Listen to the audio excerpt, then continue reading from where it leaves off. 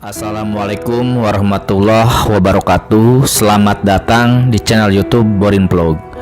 Di kesempatan ini saya akan mengisahkan sebuah kisah legenda mengenai asal-usul Gunung Merbabu. Gunung Merbabu yang terletak di 3 kabupaten, yaitu Semarang, Boyolali, dan juga Magelang. Ketiga kabupaten yang tentunya berada di wilayah Jawa Tengah. Bagaimana kisah legenda asal-usul Gunung Merbabu ini? Silakan disimak kisahnya berikut ini. Diceritakan pada zaman dahulu kala, di sebuah hutan belantara, hiduplah seorang raksasa bernama Kiai Baku. Makanan sehari-harinya adalah berbagai jenis binatang yang hidup di hutan. Lama-kelamaan, hutan yang tadinya sangat ramai menjadi lenggang karena binatangnya satu persatu dimangsa oleh raksasa Kiai Baku tersebut. Karena setiap hari dimangsa, lama-kelamaan hutan menjadi lenggang karena hewan penghuninya semakin sedikit dan bahkan nyaris habis. Si raksasa, yakni Kiai Baku, semakin sulit mendapatkan mangsa untuk mengisi perutnya yang selalu lapar itu.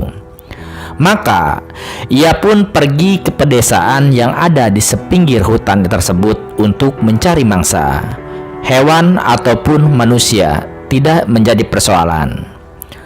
Akibatnya penduduk desa pun menjadi ketakutan.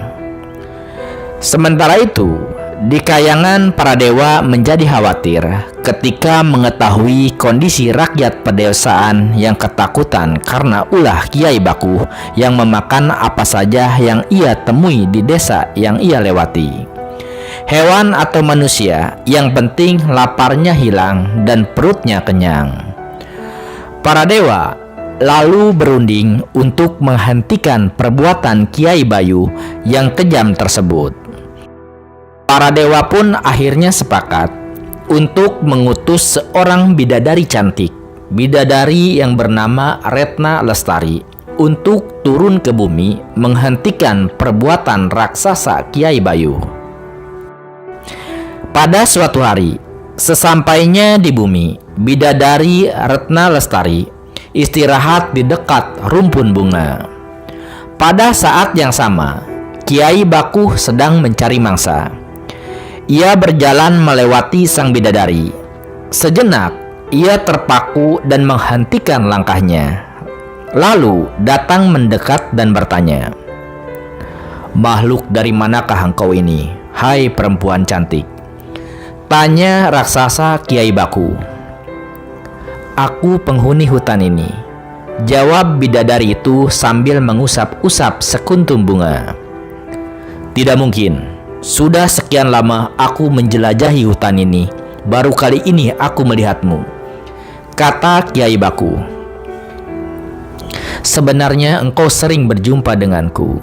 Seringkali aku melihatmu, bahkan hampir saja berpapasan denganmu.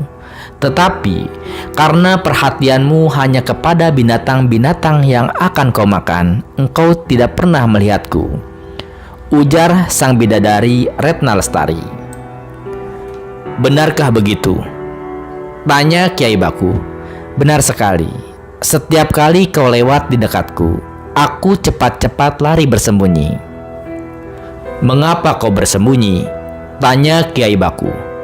"Aku takut kau akan membunuhku lalu memakan diriku," jawab Retna Lestari. "Hehehe, tidak mungkin aku tega membunuhmu. Kau terlalu cantik untuk kujadikan santapan. Hahaha," ujar Kiai Baku sambil berkata gombal. "Tetapi aku tetap takut melihatmu," ujar bidadari Retna Lestari lagi. "Tak usah takut," kata Kiai Baku dengan nada merayu. "Siapa namamu, Wong Ayu?" "Namaku Retna Lestari," jawab sang bidadari. "Weleh, alangkah indahnya namamu itu. Maukah kau jadi istriku, wahai wanita cantik?" tanya sang raksasa menggoda. "Tidak mau, aku takut," jawab Ratna Lestari lagi. "Mengapa takut? Aku tidak akan melukaimu," ujar sang raksasa. "Aku takut kau akan membunuh dan memakanku seperti binatang dan penduduk yang ada di sekitar hutan ini. Kamu hanya pura-pura ingin menikahi aku, tapi sebenarnya kau pasti akan membunuhku dan menjadikanku santapanmu. Bukankah selama ini kau selalu melakukannya pada orang-orang di kampung itu?" Tanya sang bidadari, dan juga menegaskan ia tidak mau atau tidak sudi menerima lamaran sang Kiai Baku. "Percayalah Wong Ayu, kau tak akan aku bunuh. Kau akan kujadikan istri." "Betulkah?" "Hahaha, percayalah padaku," kata Kiai Baku bersungguh-sungguh. "Aku cinta padamu." "Apa buktinya kau mencintaiku?" tanya Ratna Lestari. Kiai Baku diam sejenak, memandang bidadari Ratna Lestari, tersenyum lalu berusaha untuk merayu kembali. "Percayalah, kamu aman bersamaku karena kamu akan kujadikan istri," katanya lagi. "Bagaimana caranya?" tanya sang bidadari memancing. Ia merasa bahwa jeratnya sudah mulai mengena. Diam-diam, dia memang sudah mengatur rencana untuk melenyapkan Kiai Bayuh ini dengan caranya sendiri. "Apa saja yang kau pinta akan kukabulkan," kata Kiai Baku kemudian. "Baiklah, aku ingin mega yang berawan kemerah-merahan itu," kata Ratna Lestari sambil menuju gumpalan awan berwarna kemerah-merahan di langit senja. "Hahaha, itu sangat mudah bagiku. Sebentar lagi senja tiba, aku akan mengambilnya untukmu."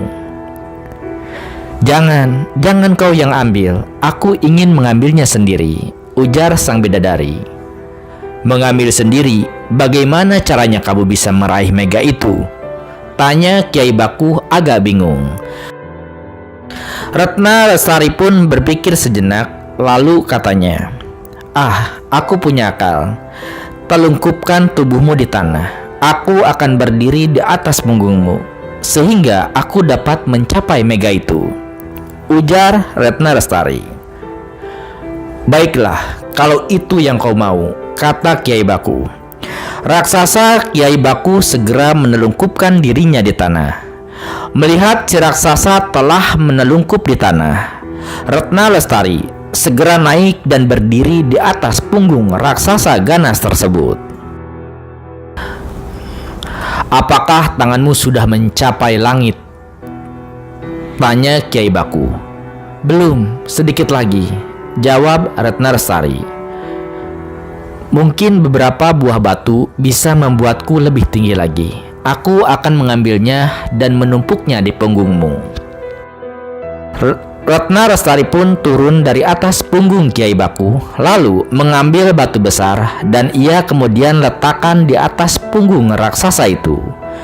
Berulang-ulang Ratna Lestari turun naik punggung raksasa, mengambil batu-batu besar dan menumpuknya di atas punggung raksasa tersebut. Lama-kelamaan, tumpukan batu di atas punggung si raksasa semakin bertambah tinggi, bertambah besar, sampai tubuh raksasa itu tertimbun oleh batu. Lama-kelamaan, setelah batu-batu besar menumpuk memenuhi tubuhnya, Kiai Baku sadar bahwa ia telah ditipu oleh Ratna Lestari. Ia pun meronta dengan sekuat tenaga, tetapi batu-batu yang tertumpuk terlalu banyak, sehingga ia tidak mampu untuk menyingkirkannya. Konon katanya, tumpukan batu yang menimbun tubuh raksasa bernama Kiai Baku itu akhirnya menjadi 2 buah gunung. Tumpukan yang terletak di bagian kepala Kiai Baku menjadi Gunung Merapi, sedangkan tumpukan yang berada di bagian kaki menjadi Gunung Merbabu. Apabila sesekali terdengar suara gelegar atau gemuruh dari Gunung Merapi, banyak yang percaya bahwa itu adalah suara si raksasa Kiai Baku yang sedang geram marah-marah. Adapun jika kemudian tanah di sekitar Gunung Merbabu bergetar, diyakini bahwa Kiai Bakuh sedang meronta-ronta berusaha membebaskan diri dari tumpukan batu yang menimbun tubuh dan kakinya. Nah, itulah kisah legenda terkait dengan asal-usul Gunung Merbabu dan juga terkait dengan asal-usul Gunung Merapi. Sebagaimana diketahui, Gunung Merbabu adalah gunung api yang bertipe stratavulkano yang terletak secara geografis dan secara administratif. Gunung ini berada di wilayah Kabupaten Magelang di lereng sebelah barat dan Kabupaten Boyolali di lereng sebelah timur dan juga selatan, serta Kabupaten Semarang di lereng sebelah utara Provinsi Jawa Tengah. Gunung Merbabu dikenal melalui naskah-naskah masa pra-Islam sebagai Gunung Damalung atau Gunung Pamarihan. Di lerengnya pernah terdapat pertapaan terkenal dan pernah disinggahi oleh Bujangga Manik pada abad ke-15 Masehi.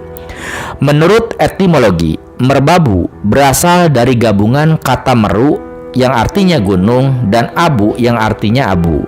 Nama ini baru muncul pada catatan Belanda. Gunung ini pernah meletus pada tahun 1560 dan juga tahun 1797 Masehi.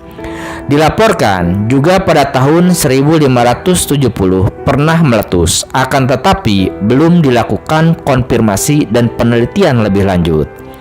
Puncak Gunung Merbabu berada pada ketinggian 3145 meter di atas permukaan air laut. Gunung Merbabu mempunyai kawasan hutan Hipdetokrap Bukit, hutan Hipdetokrap Atas, hutan montane, dan hutan Erikaceos atau hutan gunung. Nah, seperti itu kisah legenda dan juga catatan terkait dengan Gunung Merbabu. Terima kasih sudah menyimak kisah legenda Gunung Merbabu ini di channel YouTube Berinvlog. Di channel ini Anda juga bisa menyimak kisah legenda asal-usul dari berbagai gunung lainnya yang ada di Indonesia, termasuk juga legenda Gunung Merapi berdasarkan kisah pewayangan yang sudah ada di channel ini. Terima kasih atas perhatiannya. Sampai jumpa di cerita lainnya. Assalamualaikum warahmatullahi wabarakatuh.